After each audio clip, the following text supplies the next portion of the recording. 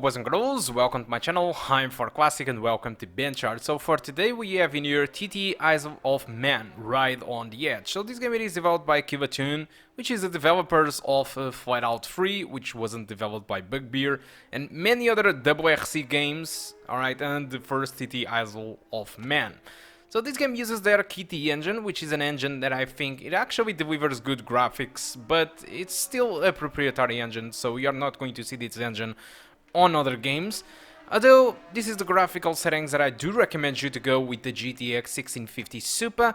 I do recommend you to go with the eye settings, despite this game also offers some very eye settings, but this is a game where you want to have 60 frames per second rock solid, and at some points the very high settings unfortunately doesn't really offer that. So let's take a look on the requirements. First of all, this game recommends an FX CPU, 8 gigs of RAM, and pretty much an AMD R9 290X or a GTX 780. So I think that we are good regarding this, alright? I don't see any issue with the GTX 1650 Super looking to these requirements. Although when looking to the results, as you can see, if you go with 1080p with maximum settings, despite the average was above 60 frames per second, there are moments where the game actually dips down from 60 frames per second to something like 55, while the 1080p high settings provides an experience always above 60 frames per second.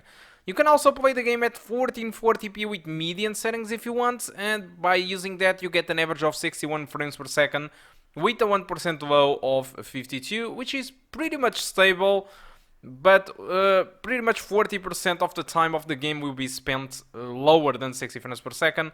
And if you go with 4K median settings, which I don't recommend, your experience will be something between the 25 frames per second to 35.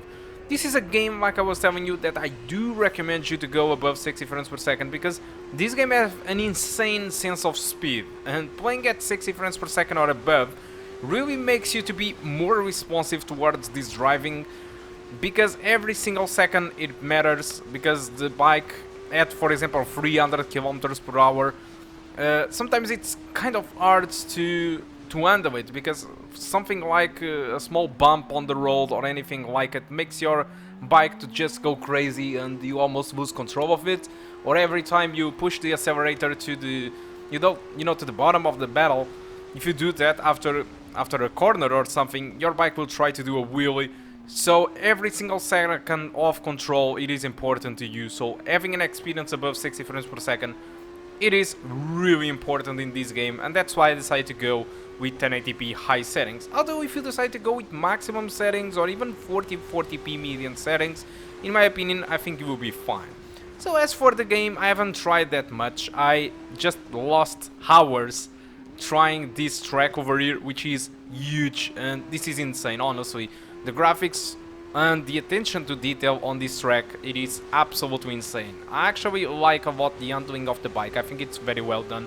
It's probably one of the best biking games I ever seen lately while playing this, and especially if you play with a cockpit view, it is completely insane. I think that is really some effort put into this game that I actually enjoy. Although there are some stuff that I don't enjoy about the game, and one of them it's the lack of content. So most of the game it is focused in this track over here. There are of course a career mode where you can actually enjoy small parts of this track, alright? So you have like sections of this track, but there are only like 2 more ambiences, or let's say countries, where you can play, like United Kingdom and Ireland. So you just get these, big environments with some small tracks or a bigger track to play. So there aren't too much tracks, alright? That's bottom of the line, is just that there aren't too much tracks for you to play, and it seems that for me it's an issue. That thing, lack of content, it's an issue because of the price that they are asking for the game. That's my opinion, because these guys are asking $49.99 for the game. This is a full price, a full AAA price. I'm not saying that the game it isn't worth some money. It surely does. I mean, this clearly deserves money. But $49.99 for the content that is inside this game, I think it isn't really worth it. I think that Kivatune have done an insane job with the game, but the lack of content really makes it not deserve the $49.99. It's just my own opinion. I think you should buy this game on a sale, especially if you like biking games. I think this is really amazing. I actually did enjoy a lot the gameplay, and the emotion that you get by playing this track at high speeds, it is absolutely insane. I haven't felt this emotion for a long time in a biking game, and the graphics are absolutely great.